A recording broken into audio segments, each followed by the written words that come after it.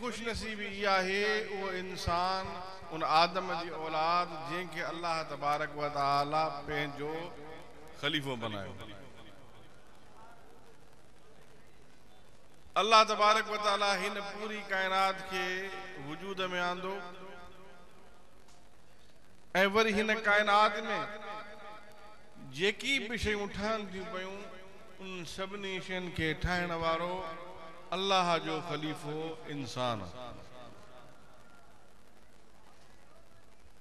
ऐं वरी अल्लाह तबारक व तआला उन्हनि सभिनी मां बहितरीन उम्मत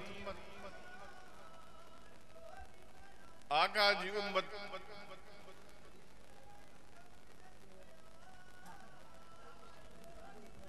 आका जी उम्मत में असांखे पैदा कई महबूब जी उम्मती बनाई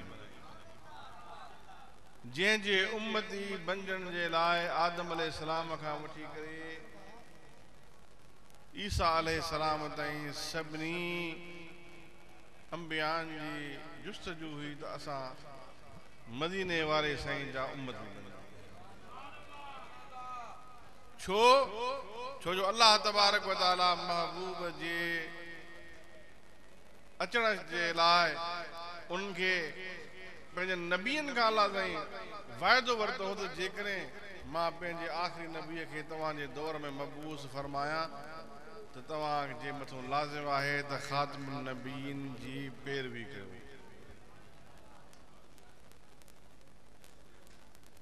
दोस्तो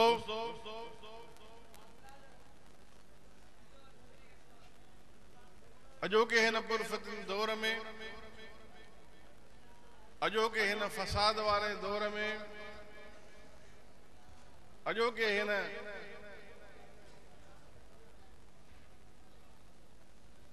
फिरौनियत वारे दौर में जेकॾहिं का जमात आहे जेका अल्लाह ऐं अल्लाह जे रसूल जी तरफ़ सॾे थी त उहा अल्लाह वारनि जी जमात आहे। उहा आले सुन्नत वल जमात आहे जेका असांखे हक़ ऐं सचनि माण्हुनि जी तरफ़ राग़िब थी करे। दोस्तो हिक पासे वञो त सिर्फ़ चवनि था त क़ुर अल्लाह सां मोकिलियो किसो ख़त्म हाणे रुगो असांखे क़ुर ते अमल करणो आहे बाक़ी ॿी कंहिं शइ खे असीं मञंदासीं कोन। ॿिया था चवनि असीं क़ुर खे ऐं हदीस खे मञंदासीं ॿिए कंहिं शइ खे मञंदासीं न। हिकिड़ा टोलो महबूब जी आल खे मञे थो त महबूब जे सहाबनि जो मुनकर आहे। हिकिड़ो महबूब जे सहाबनि जा नारा त हणे थो त महबूब जी आल जो मुनकर। दोस्तो जेकॾहिं हक़ वारी जमात आहे त उहा सुन्नत जमात आहे जेका महबूब जे सहाबनि सां बि मोहबत रखंदी आहे त महबूब जी आल सां मोहबत रखंदी आहे। जेकॾहिं हैदर जा सचा हुबदार आहियूं त असां आहियूं। जेकॾहिं पंजनि सां प्यार आहे असां अहले सुन्नत खे आहे। जेकॾहिं सहाबनि जो एहतराम आहे तो असां अहले सुन्नत वल जमात खे आहे। दोस्तो मुफ्ती साहब जन मुखागे में अवां खे तफ़सील सां वाक़ियात बयान करे विया त कीअं दीन ऐं इस्लाम जे ख़िलाफ़ साज़िशूं पियूं थियूं हलनि, कीअं दीन ऐं इस्लाम खे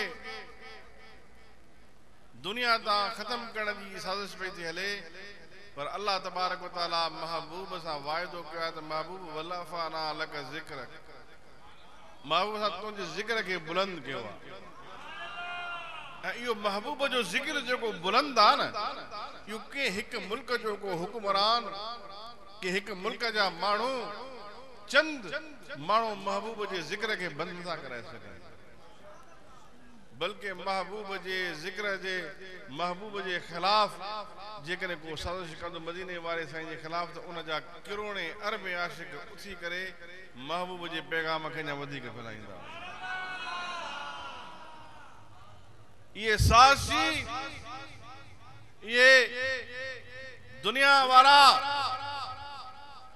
जेके पाण करीम सल्लल्लाहु अलैहि वसल्लम जे दीन शरीयत इस्लाम के खिलाफ साज़िशूं पैदा कन, दुनिया जे आड़ो पाण नंगा पैदा थियन, दुनिया उनखे ॾिसे थी पई त तव्हां हक़ जा आलम बरदार न आहियो, तव्हां इंसानियत जा आलम बरदार न आहियो। जेकर इंसानियत जो आलम बरदार आहे त मोहम्मद करीम आहे। जेकर अज भी इंसानियत जी आलम बरदार का जमात आहे उहा उम्मत मुस्तफ़ा है।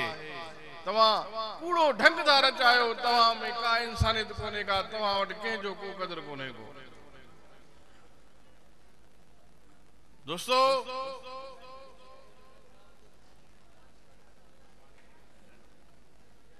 अफ़सोस जहिड़ी ॻाल्हि आहे, महबूब जो ज़िक्र बुलंद रहंदो, महबूब जी शान में जेके गुस्ताखी था कनि न, अल्लाह से उन्हनि खे ज़लील ऐं ख्वार ऐं बर्बाद कयो ऐं बर्बाद थींदा। पर हाय अफ़सोस असांजे अल्लाह वारनि बुज़ुर्गनि ही पाकिस्तान बनायो, पंहिंजा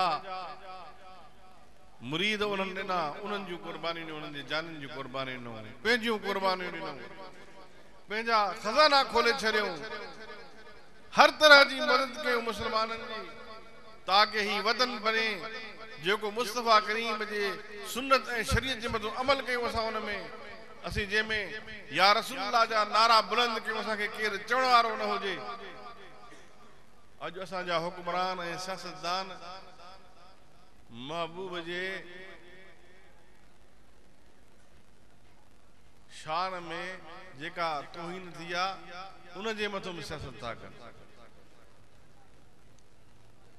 नाम निहाद वॾियूं वॾियूं हस्तियूं, मां पाण पंहिंजे अखियुनि सां ॾिठो, मूंखे अफ़सोस थियो। अहिड़े टाइम ते बि हिननि खे सियासत, अहिड़े टाइम ते बि हिननि खे जहिड़ो सिर्फ़ ऐं सिर्फ़ इहो दुनिया खे ॾेखारण जे लाइ असां पाकिस्तान वारा मदीने वारे साईं जी मोहबत में बि गॾु न आहियूं। असां में अञा बि इख़्तिलाफ़ आहे। पर दोस्तो उहो हुक्मराननि जो अक़ीदो आहे, पर हिन उम्मत जो अक़ीदो इहो आहे त महबूब जे शान में को गुस्ताखी कंदो त हीअ पूरी उम्मत गॾु आहे, हीअ पूरी क़ौम पाकिस्तान जी गॾु आहे ऐं महबूब जे गुस्ताखनि खे ऐलान करे ॿुधाईंदी जेको बि महबूब जी शान में गुस्ताखी कंदो असां उनखे माफ़ न कंदासीं।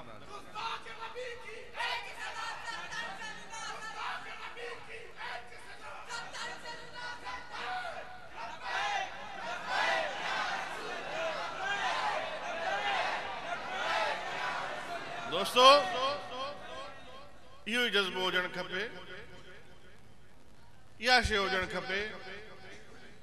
जेसीं ताईं तव्हां मदीने वारे साईं सां मोहबत था कयो, पंहिंजी आल खां वधीक, पंहिंजे माल खां वधीक, पंहिंजे घर वारनि खां वधीक, दुनिया जी हर चीज़ खां वधीक, पंहिंजी जान खां वधीक, जेसीं तव्हांखे मदीने वारो साईं अज़ीज़ न आहे तेसीं तव्हां में ईमान कामिल न आहे। जेकर ईमान जी कमालियत चाहियो था त पोइ मदीने वारे साईं जी मोहब्बत दुनिया जी सभिनी शयुनि खे पोइ ते हटाए छॾियो, उन्हनि सभिनी खां वधीक तव्हांखे मदीने वारे साईं जी मोहब्बत। ऐं दोस्तो मदीने वारे साईं जी मोहब्बत जी अलामत कहिड़ी आहे? उनजी पहिरीं अलामत आहे ॾाढी। दोस्तो असांजी हिकिड़ी जमात जो हिकिड़ो फ़क़ीर उनखे दुआ घुराईंदो, साईं मूंखे दुआ कयो त ॿी शादी कयां।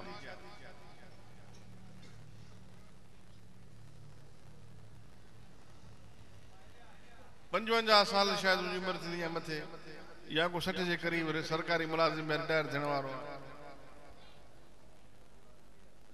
हिकिड़ा हुया दीन जा दुश्मन, उन्हनि जो हाणे कुझु हिन जो आज़माइश में हिनखे वठूं विझूं, उनजे लाइ हिकिड़ो पूरो फिल्म तयारु कयो।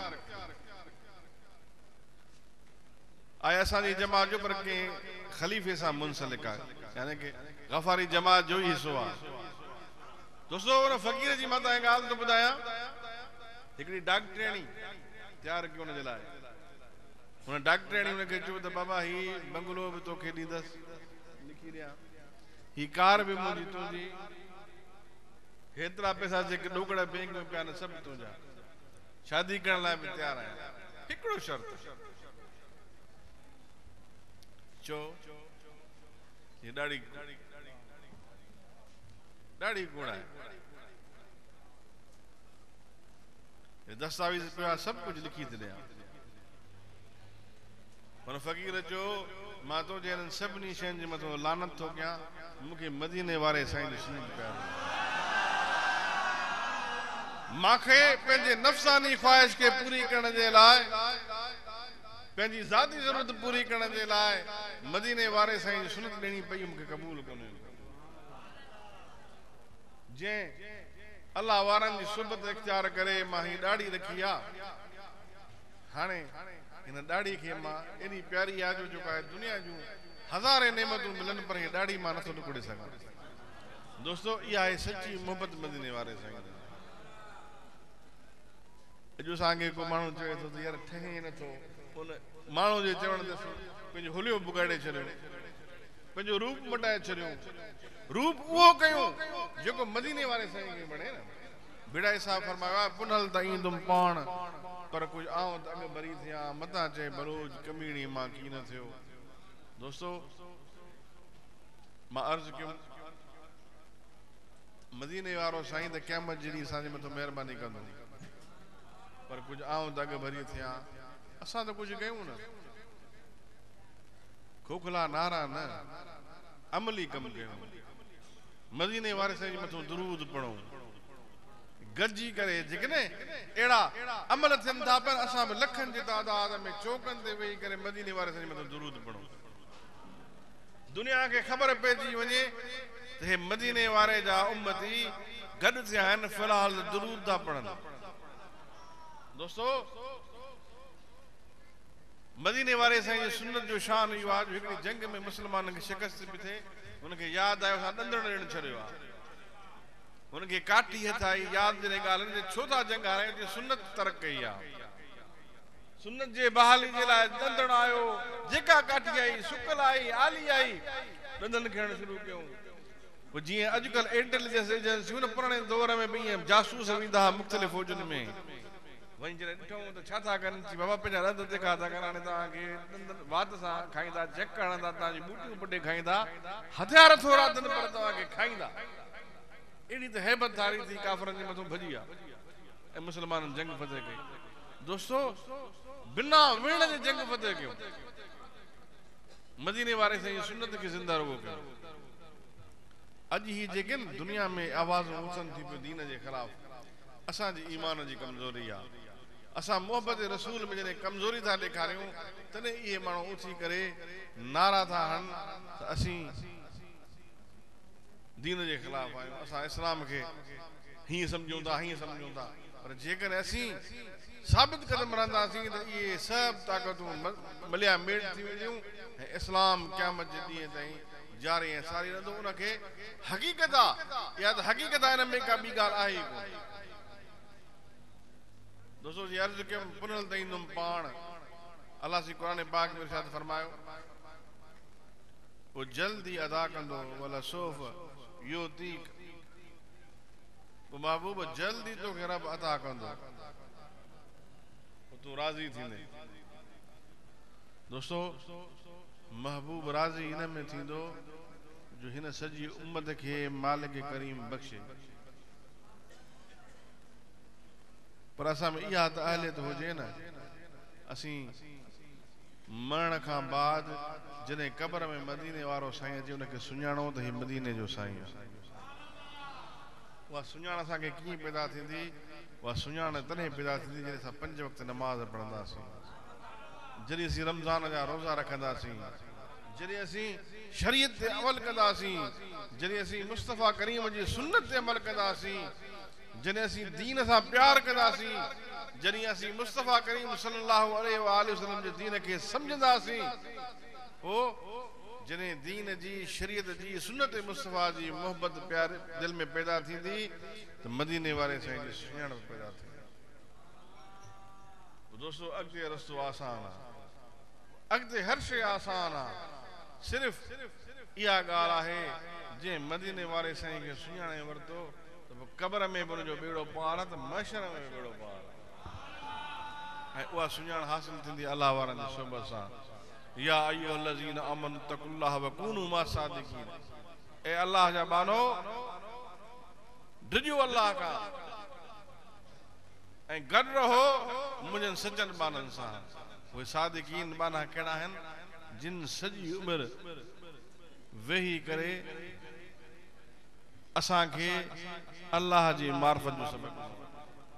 सचा बाना उहे आहिनि जिन सॼी ज़िंदगी असांखे मदीने वारे साईं जी मोहब्बत दर्श ॾिनो आहे, जिन असांखे ख़ौफ़ ख़ुदा असांजे दिलि में पैदा कयो आहे, जिन असांखे मदीने वारे साईं जी सुनत ॿुधाई आहे, इहे आहिनि सचा बाना।